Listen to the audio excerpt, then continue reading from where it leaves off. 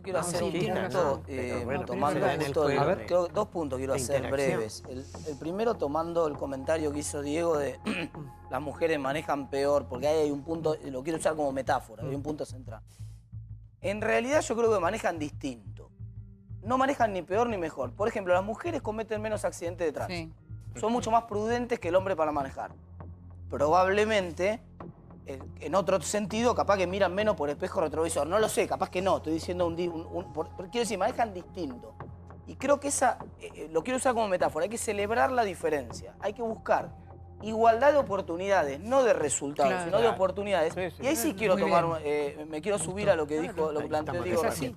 Todas las cosas son importantes. La construcción de las ideas colectivas también son importantes. Pero empecemos por los hechos conducentes. Discutamos políticas concretas para asegurarnos que las mujeres ganen derechos al igual que los hombres. Ejemplo, sala de 2 obligatoria y disponible con buena oferta para todos los chicos que tienen 2 años, para que las madres puedan libremente elegir si quieren quedarse en la casa o quieren ir a trabajar.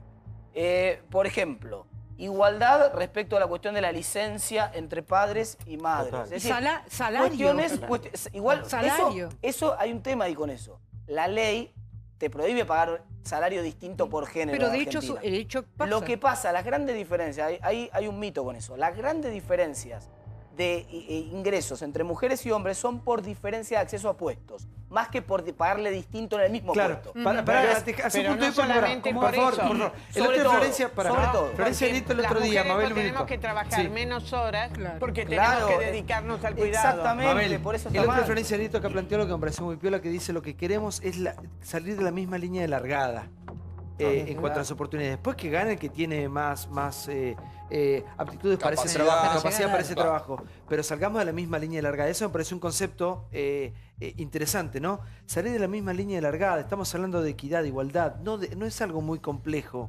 No necesitamos discutir ni pelearnos tanto para llegar a ese punto en común. ¿Y por qué nos cuesta tanto, Mabel? Nos cuesta tanto por eso, porque culturalmente no tenemos la igualdad. Culturalmente lo que tenemos... Yo no quiero hablar ni de machismo ni de feminismo. Tenemos una cultura que dice que el hombre vale más que la mujer. No, yo no creo. Bueno, a ver, ustedes está bien. No, pero yo lo que les quiero decir es que todavía la desnutrición está afectando más a las nenas que a los nenes. Porque, no digo en las familias de ustedes, pero en muchas familias todavía la distribución, y no es solamente socioeconómico, es cultural. La familia valora que el hombre, como va a ser el que va a salir a producir después, hay que alimentarlo mejor. Y así vemos como la desnutrición tiene un mayor peso en las nenas que en los nenes. Entonces, cuidado, porque no hay nadie que diga esto lo hago a propósito, pero se da en el hábito, pero se da en las familias. Lo que está pasando a nivel mundial de que muchas mujeres se han atrevido a hablar y a denunciar a muchos hombres que habían abusado o acosado. Bueno, justamente porque se está abriendo esa grieta que había donde la mujer no podía hablar, y al empezar a hablar hay mucha gente que habla. ¿Te pasó a vos personalmente? A mí no me ha pasado cosas feas, me han pasado cosas de maltrato moral, más, por ejemplo, de no hablarme, de indiferencia, que también es un maltrato, la indiferencia, el no hablarte durante un año en una casa. Me ha pasado eso, con familiares, con personas que he vivido, largos momentos sin hablar. Pero eso no es por tu condición de mujer, ¿o sí?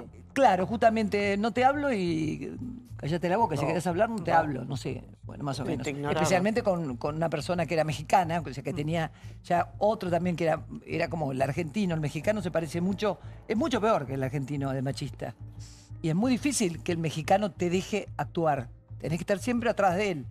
Pero, claro, como yo era impetuosa y tenía una personalidad fuerte, me tenía que comer 3 meses sin hablar por ahí, o no poder hablar lo que yo quería, porque la persona tenía esa mentalidad, ¿no? Y yo me las aguantaba. Me ha pasado. Aquí estamos hablando de un juego de roles, de un juego de poder, básicamente. Claro. Lo que quiere el hombre, históricamente, es preservar su ámbito de poder. Y cuando yo por eso te preguntaba hoy con respecto a las libertades, ¿no? Cuando el hombre se encuentra... Chicos, hasta ayer nomás la mujer no votaba. ¿Entendés? Imagínate si no está considerado... Esos son cambios radicales que imagínate si no estaba considerado menor. La mujer no votaba. No tenía derecho a votar. Bueno, y toda la legislación era la legislación de familia y demás, era las mujeres y los menores como los que no tenían derecho a nada. Éramos los incapaces o las personas disminuidas que tenían que tener a alguien que las guiara, que eran los hombres. Sí, pero hoy también lo que nos pasa es mujeres que están en el poder, que han llegado de buena manera, ¿cómo se comportan con su género? A veces son las peores. Bueno, son peores. Claro. Son peores, son más crueles. A mí no me gusta y esto también es una realidad. ¿Qué quiere decir que son peores? ¿Peores que quién? Peles con las mujeres. Pero no por su En las género. decisiones, en las oportunidades que te Con pueden respecto al hombre, dar. vos que en el caso... Con respecto, en una misma pareja, es una sobre una jefa mujer, que tiene sí. que decidir una política Sí. o tiene que decidir un ascenso o una premiación. Una mujer Pone el fuerte peso muy más en el peligrosa. hombre que en la mujer. Probablemente, ¿sabes por qué? Para ¿Por qué? sobrevivir en el mundo de hombres, sí tiene que trastocarse, porque el rol femenino, esa diferencia real que hay entre el hombre y la mujer, Sí. por suerte, ¿no es cierto? Ese es el tema. Son diferentes y lo que hay que hacer es tratar de educar para valorar esa diferencia, no para anularla. Entonces, para sobrevivir en el mundo de la política, sobre todo. Vos fíjate, en el mundo de la Pero María política... Eugenia Vidal No, pero déjame decirte No, esto. pero por En ejemplo, el- Cristina en el- lo en usa. el- Estaba en contra del aborto para y además cuando la sobrevivir. conoció a la mujer de Vudú le dijo, qué chiquita más linda te conseguiste. Una cosa Pero delirante. absolutamente. ¿Quién? Arriba de un escenario. Pero lo dice. hay una cosa que es muy interesante. En el mundo de la Cristina política, Kirchner. por ejemplo, una mujer que es, digamos, frontal y que tiene características masculinas, entre comillas, realmente aparece como un elemento disruptivo que no gusta. O sea, el sostenimiento del rol femenino, esa asimetría, aun cuando se le reconozca el acceso al hay poder. malas No. jefas. Sí. A veces Graciela, tenés una jefa perdona. que detestan las mujeres Detestan, y sí. realmente Pero le promueven es más a los hombres. Sí, es Bueno, más simple el razonamiento. eso Ahora, sí, tomando ese razonamiento, por favor. interna. Tomando ese razonamiento, porque yo creo que mucho tiene que ver con lo que vos dijiste de Día del Género. Algunas declaraciones poco felices de muchas personajes que uno escucha, ¿no tiene que ver con el odio a la mujer? No, lo que pasa es que muchas veces la sociedad nos lleva a las mujeres a enfrentarnos entre nosotros. Y no verdaderamente, por eso pasa mucho en la política, y no verdaderamente con los hombres cuando estamos compitiendo. Cuando se discuten las listas en los partidos políticos, es tradicional esto, ¿no? Entonces, ¿qué dicen? ¿A quién le toca a la mujer? ¿Quién paga a la mujer? Eso dicen Eso en los es partidos. cierto. ¿Quién paga? Y es los que menos tienen. ¿Y sabés Quiere cómo decir es que los ahora? últimos son los Sí. que tienen que pagar con el ¿Y cargo de sabés la cómo mujer. es ahora, Mabel? Fíjate una Claro. cosa, fíjate una Esto- cosa. Si bien Diego dijo que habló de las mujeres gobernantes, son todas mujeres de. Vidal no.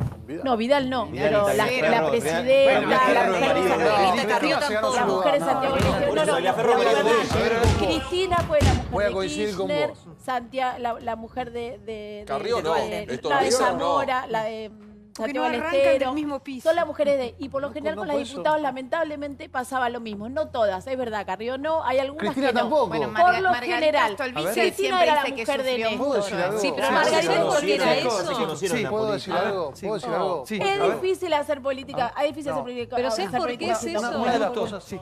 una, una de las cosas que yo propongo para no caer en un vicio que tenemos cuando discutimos este tipo de temas es la generalización. Digo, la mujer tal cual, decía la doctora Roemer, sos doctora, no sé si sos doctora. Licenciado. Licenciada. Sí, señora. Acá es igualar en cuanto a las posibilidades y en cuanto a que alguien no tenga poder sobre el otro. Pero primero, la femineidad tiene sus características y debe seguir teniéndolas. Y la masculinidad también. Es igualar el hecho de que ninguno ejerza un poder sobre el otro. Y no generalizar, no son todas iguales.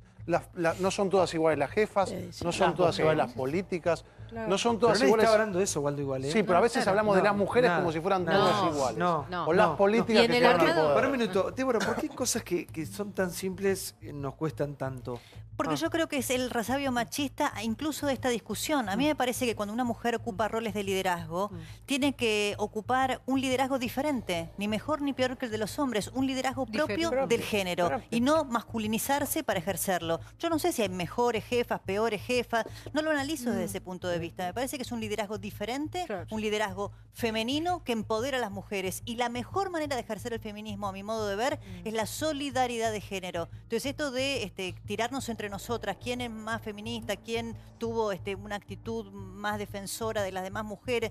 A mí también algo que me hace mucho ruido es celebro si es catártico, si les hace bien a las mujeres contar situaciones íntimas de su vida personal, bueno, ok.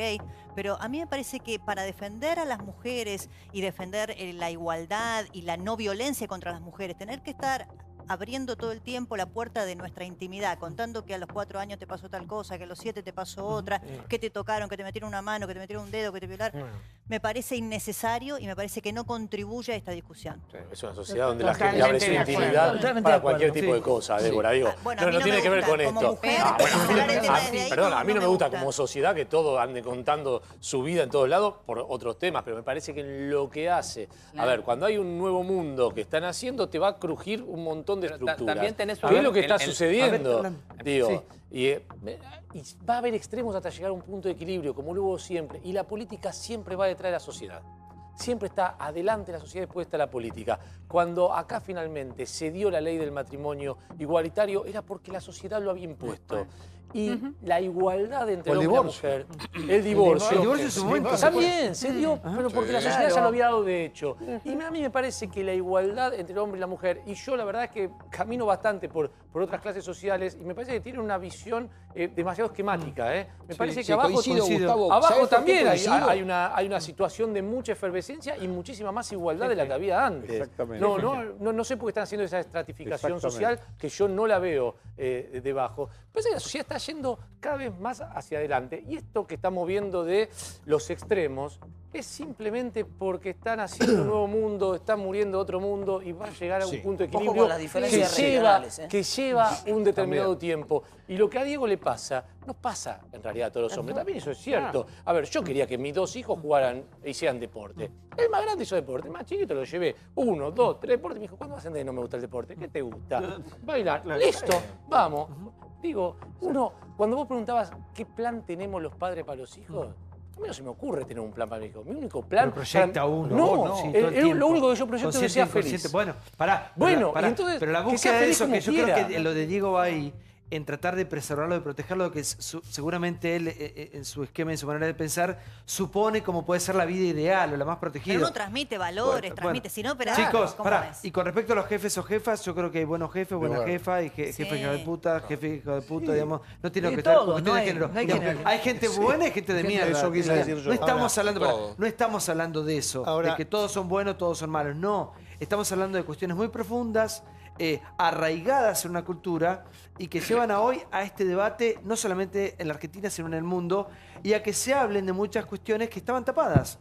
Porque antes, a lo mejor, que un hombre que tenía mucho poder encerrar en un camerino a una chica y le tocar los pechos, estaba socialmente aceptado. Hoy no. Eso terminó, Pablo. Yo creo que, vuelvo a insistir, vino la diferencia del gradualismo en la vida. Acá vino algo que va con todo. Va con todo. Y quien no cambie realmente desde el punto de vista mental está al borde de terminar públicamente con su carrera. En el caso nuestro, porque vemos ejemplos todos los días de gente que mete la pata como consecuencia que no dice las cosas como realmente las siente. Entonces yo ayer escuchaba a Martín Bossi, dice, antes de dar una entrevista, consulto con mi representante, consulto con mi psicólogo, porque estoy obsesionado pensando... No sé si hay que pensar tanto, me parece que las cosas hay que sentirlas. Por supuesto que algunas cosas va a costar cambiarlas, porque todos venimos tal vez de otro tipo de generación o de otros momentos, pero la vida se ha ayornado. Hoy yo veo lo que plantea Gustavo, hay muchos padres que no le están preguntando a los hijos, che, ¿qué vas a hacer cuando sea grande? No. Están deseando que sean felices y no están con la presión que tenés que hacer un test vocacional y tenés que seguir la carrera porque tu papá es médico o porque tu abuelo fue escribano y vos tenés que seguir. Me parece que hay un cambio. El que no se suba a ese cambio está sufriendo quien es anónimo y está al borde de hipotecar su carrera el que es público. Porque estamos con casos resonantes por semana, 2 o 3. Yo quiero particularmente felicitar a las mujeres que se han atrevido a hablar. Me parece, bueno, a Débora le chocaban algunas historias. Si es catártico, está muy bien. Pero más allá de la catarsis, me parece que hablando y contando cuestiones personales de vida, me parece que ayuda a mucha gente a animarse, a sacar, a liberarse. Y creo que fue muy evidente, no solamente aquí, sino en el mundo, con esto del Me Too y demás, cómo el que alguien se anime, después cómo sigue eso. Y eso creo que es parte de lo que socialmente es curativo. Curativo en el sentido de que es visibilizar el problema, ponerlo ahí. Ahora, una cosa es plantearlo y otra cosa es quedarse en la morbosidad, que es distinto. Sí, Martín, por favor. Eso es distinto. También quiero quiero sumar que no es solamente una cuestión de evolución, porque desde ya que el hombre y la mujer son equivalentes y merecen el mismo respeto, y todo lo que la cultura haya hecho en contra de eso debe ser superado, digamos, porque no tiene ningún sentido.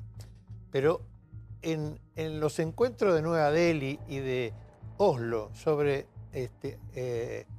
población mundial, hubo decisiones que se tomaron, y el que los impulsó fue Henry Kissinger, primero de sacar a la mujer de la casa, para no tener más hijos, por un problema de producción de número de habitantes en el mundo. Eso fue planificado, fue parte del proyecto que surge de Estados Unidos en su concepto de globalización. Y también fue aprovechado para bajarle el precio a los hombres en el trabajo, mandando una enorme cantidad de mujeres al mercado laboral. Quiero decir, me parece justo la evolución, me parece más digna la evolución, me parece que la mujer tiene posibilidad de hacer cualquier cosa igual que el hombre o mejor, pero eso fue planificado, fue parte de un proyecto de globalización. Martín, ¿y qué le pasa cuando escucha...? También, perdón, también la tolerancia del resto de los géneros, que también estaban en contra de la producción de más hijos. ¿Y qué pasa cuando escucha, generalmente habla gente que tiene más o menos su edad, qué pasa cuando escucha gente que generalmente escuchó las mismas cosas que escuchó usted seguramente, y dice cosas tan desafortunadas, frases tan desafortunadas? ¿Como cuál? Tan fuera de época. Por ejemplo, la de Cacho Castaña, que dijo que si la violación era inevitable, relájate y goza, sí. Pero Santiago... Por cada uno puede decir lo que quiera. La libertad tiene eso, que uno puede hacer y decir lo que quiera. Lo que no puede es evitar las consecuencias. Claro.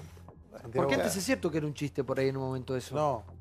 Pero qué sé yo, eso me parece más preocupante que alguien sienta la violencia de perder su trabajo en un clima de ganadores y perdedores, se sienta menos que la mujer y decida matarla porque no se aguanta ser menos o porque no se aguanta su posición de debilidad en una situación de crisis económica donde el tipo no puede mantener cierto grado de protección sobre la mujer, sobre su casa.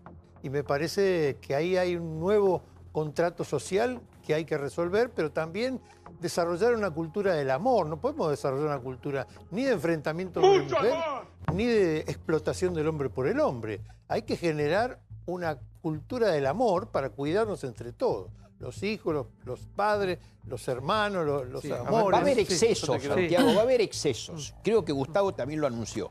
Va a haber excesos, porque cuando se viene de estas situaciones de asimetría tan grandes, se llega al otro punto. Pero no me cabe duda de que con el tiempo esos excesos se van a ir nivelando.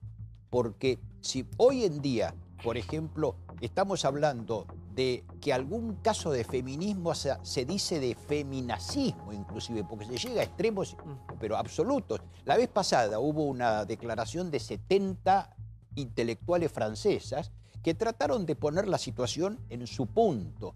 Yo creo que poco a poco se va a ir nivelando y lo importante es que sea la mujer que tenga su rol de mujer, pero que no pierda su feminidad. Que no sea necesario que la mujer tenga una actitud hombruna. Digo, yo vuelvo a la variable cultural, porque no voy a dar nombres porque hay gente que quedó muy golpeada con todo este tema y se tendrá que hacer cargo. Pero hubo muchos casos que salieron a la luz y salen ex compañeros de aquellos que fueron acusados de ser acosadores y ahora salen a hacer una casa de brujas como si ellos no hubieran sido parte también de un proceso cultural donde se quedaron callados mientras veían que las acosaban, que las intimidaban, que las hostigaban. Por eso digo, entender esto como una cuestión cultural, porque no es solamente de aquellos que sí son los principales responsables, que son los que acosan. Vemos toda una cosa. Bueno, nosotros también tuvimos revelaciones en la época de los 70 donde estaban los hippies que empezaron en Europa y después acá las bandas de grupos de rock se rebelaban y nos metían a todos en presos y la mitad tuvieron que irse de Argentina. ¿Cuántas cosas pasaron? Y después se niveló todo, todos volvieron a traer... Se les fue el hippismo de la cabeza, pero fue también una revolución que se armó en los 60, en los 70 sobre el paz y amor. ¿No? Que fue también... A ver, que no entiendo dónde vas. Si vos crees que esto es una revolución también... Esto me hace acordar esa época que también fue fuerte, donde vivimos un montón de cosas que no se veían tanto, porque no había televisión como ahora, ni había los medios que hay ahora. Pero ¿qué hubiera sido si esa época hubiera sido esta? ¿Entendés? Hubiera sido terrible lo que era las grandes fiestas de esa época donde estaban todos en la idea del paz y amor y fumaban hierbas y cosas nuevas. Y una época donde se reveló toda la juventud y un montón de gente que era imposible de parar. ¿Y vos haces un paralelismo con lo que pasa Claro, ahora? yo estoy haciendo ese paralelismo. ¿Tiene que ver algo, doctora? No, yo no creo tanto. Yo creo que siempre en estos cambios culturales se dan situaciones en las cuales se evidencian tal vez extremos. Los desbordes, claro. Pero esto tiene un sentido, porque son reacción a algo. Y después, cuando se equilibran, no es porque se les pasó eso, es que se recuperó en la sociedad algo que ellos, con su denuncia, quisieron cambiar. Entonces, ahí es la situación. Yo creo que empezamos a intelectualizar una cuestión que tiene que ver con el respeto, con la igualdad, con la equidad, con los mismos derechos. Es tanto más simple la discusión. Creo que para discutir cuestiones tan profundas hay que ir a los puntos de acuerdo, a los puntos en común. No estamos hablando de cosas muy complicadas. No, pero lo que sí respondo a una cosa que usted decía, lo que sí creo que todavía hay que seguir luchando mucho y visibilizando cuestiones que tienen que ver con ese machismo arcaico que hace tanto daño y que termina dañando tanto con los datos que vos dabas. Lo que pasa es que tenés todavía volver sobre el manifiesto de las intelectuales francesas, porque ellas mismas, después de lo que primero no eran solo mujeres, pero ellas mismas luego se dieron cuenta que el razonamiento de ellas era de una situación que no comprendía al resto de las mujeres y que podía llevar a disminuir cómo se juzgaba realmente el hecho de la violencia. Y ellas mismas dijeron, nos arrepentimos de haberlo dicho porque permitía que los hombres por ahí evadieran la responsabilidad. Se arrepintieron de la oportunidad, no del fondo del asunto, por otra parte, ¿no? No, Alberto, yo creo que acá se ha hablado mucho y además abundantemente se han aportado varias cosas para reflexionar. Pero hay una cosa que no se consideró suficientemente. ¿Cuánto es la cuotaparte de violencia social, que no es ni femenina ni masculina, violencia social, violencia que hay en la sociedad, tiene que ver o se vincula con el femicidio? Yo creo que reducirlo a una cuestión de la búsqueda de la lucha, de la igualdad de la mujer y el femicidio para protegerla, obvia o saltea una realidad, que es la realidad de la violencia. La violencia no es de la mujer ni del hombre, es la violencia social que involucra a hombres y mujeres. Y además, quiero hacer otra reflexión.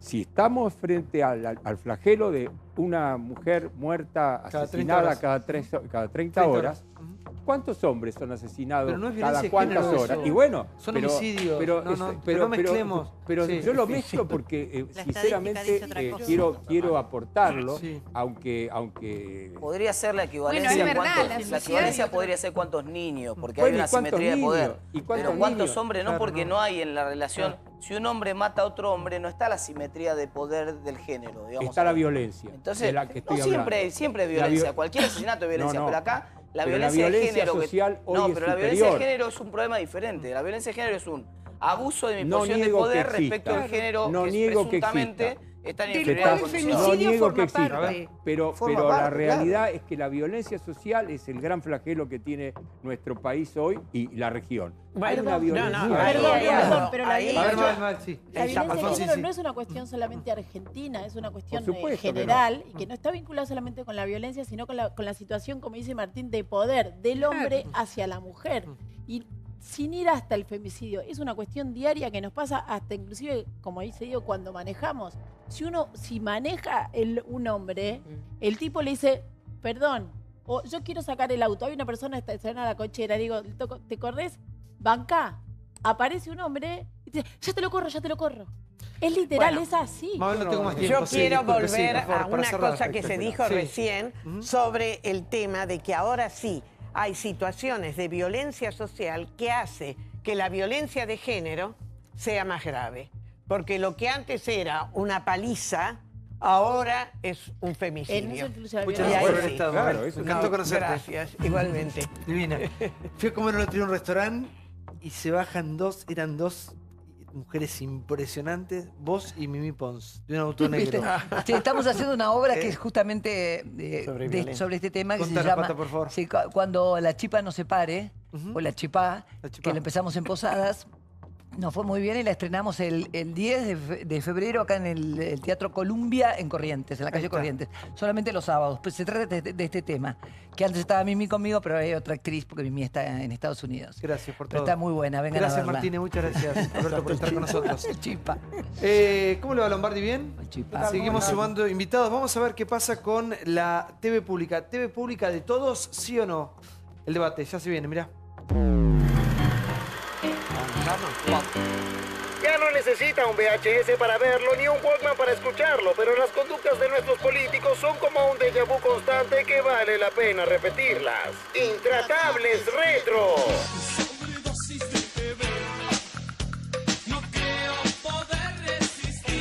Pasaron los gobiernos que se interesaron en el rating, los que dijeron que no querían competir y los que usaron la cadena nacional en exceso. Pero ella siempre se mantuvo en el ojo de la tormenta. La televisión pública argentina.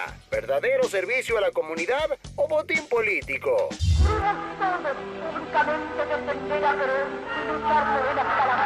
La señal 7 siempre sirvió a los intereses del gobierno de turno. Los peronistas, los radicales, los militares. En Argentina, televisora color, el primer parte de guerra. Habrá más hasta que la guerra termine como va a terminar, triunfante. Argentinos, argentinos a vencer. ¡Viva la patria! ¡Viva! Siempre TC fue un canal gubernamental y no público. Todos juntos lograremos un canal para esta nueva era.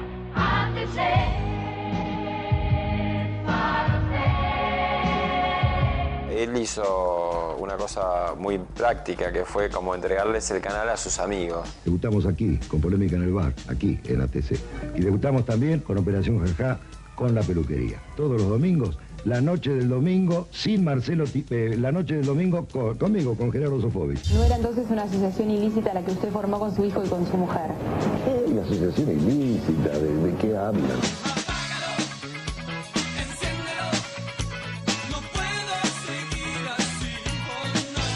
Funcionaba como un coto de casa del propio gobierno. El canal del Estado es algo muy distinto a poner a los amigos de los gobernantes a hacer programas periodísticos. La TV pública está abierta. Abierta al disenso. Abierta a todas las opiniones. 678. La crítica. Al poder real. Un canal. Todas las voces. El Estado no puede actuar como si fuese un aguantadero de la política. Fue una tarea desmontar el 678ismo. Tenemos que defender la guita de todos. Me parece que las esperanzas de quienes trabajan en este canal siempre se renuevan. Después, bueno, las realidades son otras. Hola, Lombardi, ¿bien? ¿Qué tal? ¿Cómo estás? Buenas noches. ¿Y es de todos o no es de todos la TV pública? Porque La Plata es de todos, pero ¿es de todos? Mira, tiene que ser de todos porque me parece que es esencial, como lo he dicho muchas veces aquí, al sistema republicano y democrático, que tengas una TV pública, unos medios públicos modernos, federales, con toda la tecnología, pero a su vez, en este caso, además, austeros. Vos lo he escuchado decir muchas veces acá, Santi, en este mismo programa. Tenemos que cuidar el mango de todos y tenemos que ir básicamente respetando la ley. Así que en eso estamos. Con tantas necesidades, con tanta... Por supuesto. El índice de pobreza es tan alto que sí, es de urgencia. Sí, hay otros gastos antes. Por supuesto, ahora entonces estamos con un plan de modernización, un plan de federalismo, donde todo el país completo esté metido en la televisión pública y a su vez con un plan de austeridad. Tiene que ver con austeridad que ya habíamos hecho mucha austeridad estos 2 años, pero ahora necesitamos seguir profundizando esa austeridad. Sí, Pablo. Se armó un escándalo, ministro, con el tema del Mundial, que era un claro ejemplo de austeridad. Y yo insisto, por un lado, en un país con 30% de pobres hay cosas que no las tendríamos que tener en cuenta a la hora de discutir, ni grieta de un lado y del otro. ¿Es lógico que Radio Nacional tenga 1.700 empleados y que el canal público, Canal 7, tenga 1.100 o hay una exageración? Mire, nosotros que estamos convencidos, mira, acá justamente traía un gráfico de cómo evolucionó la planta del 2002. Pasamos de 600, en Canal 7, de 652 a 1.115, ahora redujimos a 1.046. Pero evidentemente los ciudadanos no recibimos servicios por ese crecimiento. No recibimos más servicios. Entonces, esto es una gran irresponsabilidad. La planta creció en un 70%. ¿Tiene algún familiar usted? No, ninguno. No. ¿Y qué opina? Soy familia poco numerosa. Sí. Bueno, le viene bien en este momento, porque sí, es uno de los pocos, entonces. Sí, Gustavo, por favor. No, pero ¿qué posibilidad hay? Usted dice que no tiene la cantidad de gente que hay trabajando, no da el servicio que el ciudadano requiere. Pero ¿qué posibilidad hay con esa cantidad de gente de sí dar servicio? No sé, por ejemplo, está el caso de Nacional que, según las últimas informaciones, se va a repetir el mismo noticiero en Rock, en Nacional Rock, en la Folclórica, teniendo en cuenta la cantidad de gente que hay. ¿Qué pasa con los puestos de laburo? ¿No? Claro. Bueno, ahí está, la pregunta es perfecta. Nosotros sabemos que hay una crisis en el sector audiovisual y estamos tratando de llevar adelante toda esta transformación manteniendo razonablemente la cantidad de gente, porque no se nos escapa que no es fácil conseguir laburo hoy afuera. Muy difícil. Muy difícil. Entonces nosotros razonablemente estamos manteniendo la planta. Lo que sí decimos, hemos propuesto, y quiero ser claro en esto, nosotros no escondemos las cosas, hemos propuesto que no haya aumentos durante 2018, considerando que los sueldos son de 85.000 pesos promedio en el canal, nos parece que no estamos metiendo la mano en el bolsillo de los que más nos tienen. Estamos al revés tratando de buscar administrar razonablemente la guita de todos. Tratando, de nuevo, de que razonablemente mantener la planta de personal. ¿Por qué? Porque sabemos que la situación no está fácil afuera, pero tenemos que sujetarnos a una ley, que es la ley de presupuesto. Tenemos el presupuesto nacional y tenemos que respetarlo. Perdón. Sí, Diego. ¿Cómo le va, Lombardi? ¿Bien? ¿Qué tal? ¿Cómo está? En el cambio conceptual, desde que iniciaron este gobierno, uno imaginaba o espera que sea para bien, para mejorar la calidad, mejorar los servicios, sí controlar de ser más austeros o controlar que no haya gastos excesivos, partidas multimillonarias. Pero ¿cómo explica que administrar razonablemente significa achicarse, ir para atrás, retroceder? ¿Ese era el cambio? Porque ahora van a cerrar, y quiero esta es la confirmación que necesito, si van a cerrar TDA con los canales Paca Paca, Encuentro, Deporte TV, si eso se va a cerrar o no. ¿Y por qué no hay más? No. ¿Se publicó eso? Definitivamente. ¿Se le publicó eso? No, por eso le quiero confirmar si es así o no. No es así. No es así, no van a cerrar. Y, por ejemplo, lo que cuestionan los trabajadores de la TV pública, que están echando más por afinidad, digamos, política, por... ¿Echando? Sí, están... ¿Pero hubo algún despido en la televisión pública? Sí, hay... No hubo ninguno. Hay jubilaciones anticipadas. No es lo mismo, pero ustedes... Están achicando, no hay más noticiero los fines de semana, no están pagando 2 horas extras. Eso está muy bien. ¿Cómo? Sí, termine y yo le contesto. No, eso, digo... Y después contratando, me dice gente de la TV pública, mucha gente del interior y muchos militantes de ustedes metiéndolos en cargos bastante importantes. Hay fotos que trascienden que están en timbreos con ustedes, gente que ha ingresado a TV pública. No, todo eso es una falsedad. ¿Todo falso? Todo falso. Primer punto. Sí, efectivamente, nosotros proponemos que, considerando que el promedio de ingresos son 85.000 pesos por cada uno a noviembre de 2017, nos parece que es razonable, y además nos lo marca la ley de presupuesto, proponer que no haya aumentos para 2018. También queremos reducir drásticamente las horas extras. Nosotros pensamos que queremos tener, por ejemplo, noticiero los fines de semana, pero con la cantidad de gente que tenemos, si como hacen todos los canales, unos trabajan de lunes a jueves y otros trabajan, por ejemplo, de miércoles a domingo, podemos reducir las horas extras, que significan un 15% de la masa total de salarial. Sepamos que el presupuesto de... Se sacaron las horas extras. Sí, estamos... Perdón. Y no hay más noticiero los fines de semana, eso también es verdad. No hay más noticiero los fines de semana porque el gremio no quiere flexibilizar que uno trabaje de lunes a jueves y otro trabaje de miércoles a domingo. Sí, efectivamente no quiere y nosotros vamos a defender el mango de todos. ¿Usted sabe cuánto es el presupuesto de Radio y Televisión Argentina? ¿Cuánto? ¿Sabe? Cuénteme. 3.500 millones de pesos. Nosotros pensamos que es muy importante que existan medios públicos, pero tenemos que administrarlos con toda austeridad. Tenemos que administrarlos con austeridad. Y ha habido mucho...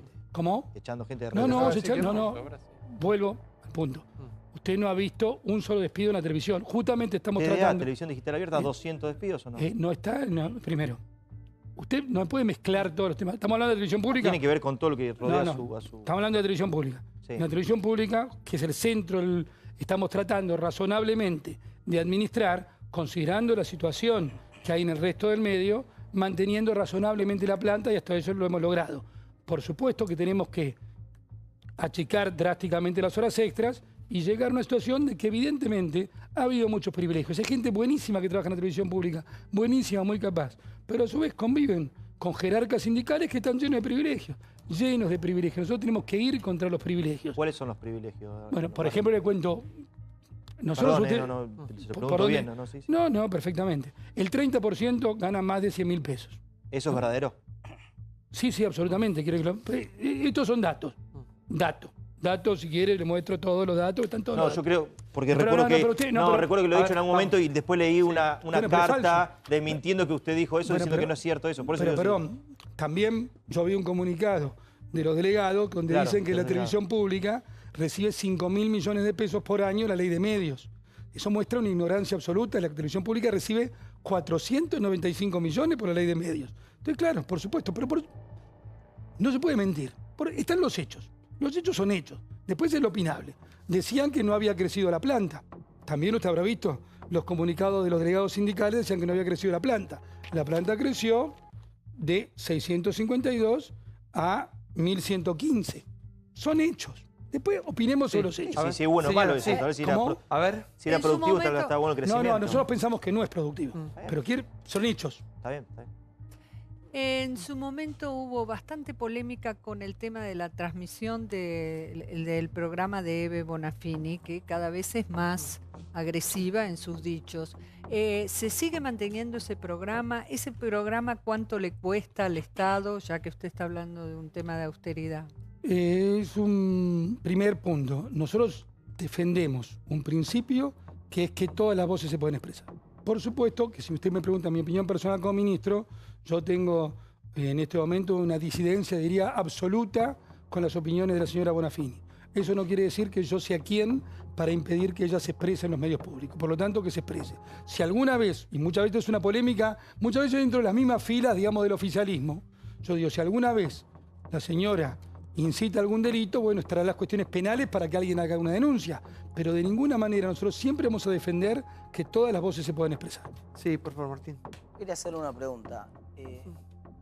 ¿Cuál es la necesidad concreta de tener un canal y un sistema de radio pública versus la alternativa de que el Estado destine recursos directamente a la promoción de algún programa puntual? Supongamos que el Estado cree conveniente difundir determinados valores culturales, etcétera, bueno, licita y que el canal que gane sea el canal que se lleva adelante la programación, por ejemplo, de determinado programa. Bueno, yo le diría que es una discusión abierta. Hoy hay una transformación de los medios.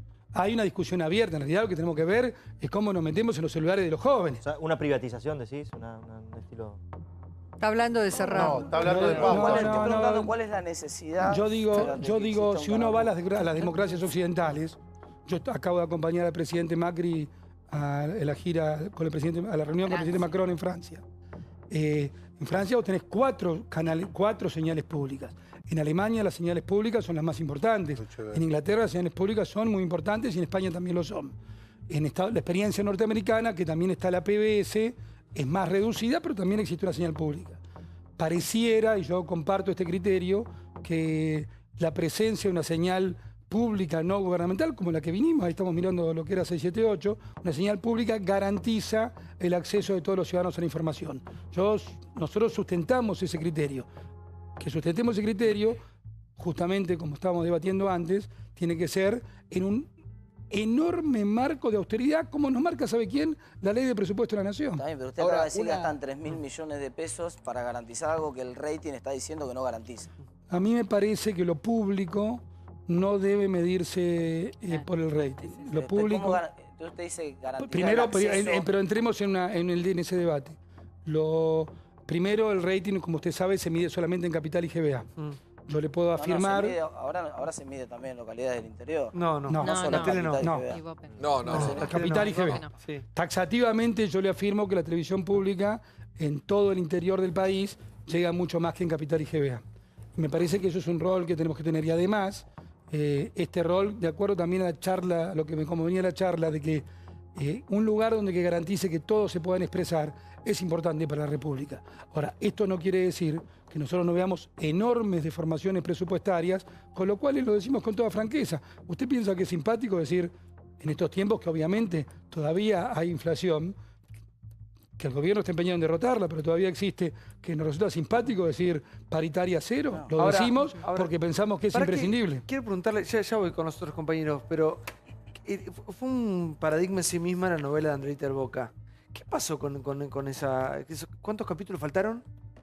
Ellos se habían hecho 26 y tenían que entregar 32, pero ya está todo judicializado. ¿Y por qué no lo pasan al aire lo que tienen? Yo creo que me diría muy bien, porque hay tanto morbo, hemos hablado tanto de... Pero porque hay muchos capítulos sin editar, no se entregó, no está terminado el trabajo. Pero además está judicializado. Pero capítulos cerrados no hay ninguno. Yo creo que hay 3 o 4. ¿3 o 4 de una inversión de cuánto? Creo que, 36. Bueno, ahora eran 32 millones de pesos la inversión total. ¿Cuántos dólares eran en ese momento? ¿Oficiales? Bueno, estaba en nuestro análisis, estaba un 35% por arriba del mercado. Como usted sabe, yo mismo acá lo he dicho, en un momento dijimos, ¿por qué no usamos lo que tenemos? Pero después todo se judicializó y era muy fuerte la deformación. Yo creo que ahora ya la justicia está actuando y creo que está imputada la señora del Boca. Sí, por favor, María. Dos cosas con respecto a lo político. La Acá primera, siempre es una. Sí, está bien. Está bien. Sí. Negociación salarial de este año, si se van a marcar en las pautas del gobierno. Cero. Cero. Cero, ya lo dijimos. Paritaria cero. Paritaria cero. Cero. Para todos los puestos. Para entendernos. Sí. Solamente el 3% gana a noviembre de 2017 menos de 40.000 pesos. ¿Cuánto? ¿El 3? El 3% de los trabajadores ganan menos de 40.000 pesos. O sea que va a ser el único, entiendo, el único lugar nosotros público. Vemos que hay un lugar de privilegios. Sí. Hay un lugar de privilegios y nosotros tenemos que... Podría ser un rosario de privilegios, pero nosotros, ustedes ven que somos cuidadosos, mostramos promedios y no damos nombres, pero también podríamos hablar de lo que significa que hay 4 sindicatos operando en la televisión y 8 ganar en la bien radio. es privilegio en Argentina. ¿Cómo? Ganar bien es ser privilegiado. No, a mí me parece que nosotros tenemos que cuidar mucho. Qué buen logro de kirchnerismo ver que todos tengan un sueldo digno, ¿no? No, pero eso es infinanciable. Usted ha visto los despidos en todos lados. A costa de nuestro bolsillo. Claro, es a costa de los bolsillos de todos. Esos son privilegios. A ver un momento, sí, Jerome. Yo considero que son privilegios. No creo que sea sueldo digno, porque para Diego, hablar de sueldos fantásticos parece que lo estuvieran regalando. Y acá debe haber un salario adecuado a la tarea que realizan. Yo no veo por qué el Estado tiene que regalar plata. ¿Por qué regalar? Con esto, porque está pagando por funciones que en todos lados, en la actividad privada, se cobran mucho menos, está pagando sueldos gigantes. ¿Qué sabe que hace cada uno? Si yo le contara, Diego, no tengo más tiempo. Si yo le contara rápidamente que cada uno, en la parte de noticias, los que ponen el auto cobran 29.000 pesos por mes, pero además cuando están de vacaciones los cobran también, y cuando están enfermos cobran también por poner un auto que no lo ponen, está lleno de privilegios y tenemos que reformar todo eso. Eso es malo para todos. Gracias, Lombardi, porque si no los chivos ahora sí nos van a sacar a nosotros a patadas en el Al 7 tenemos que... Gracias, Wolfo, muchas gracias. Martínez. Ya seguimos, vos no te vayas. Nuevo universo, te estoy explicando algo. Sí. Soy un especialista en ese tema. Escucha. ¡Epa! Che, gracias por acompañarnos como todas las noches. Gracias, Red Police, Liguria por la ropa. Gracias por estar ahí del otro lado.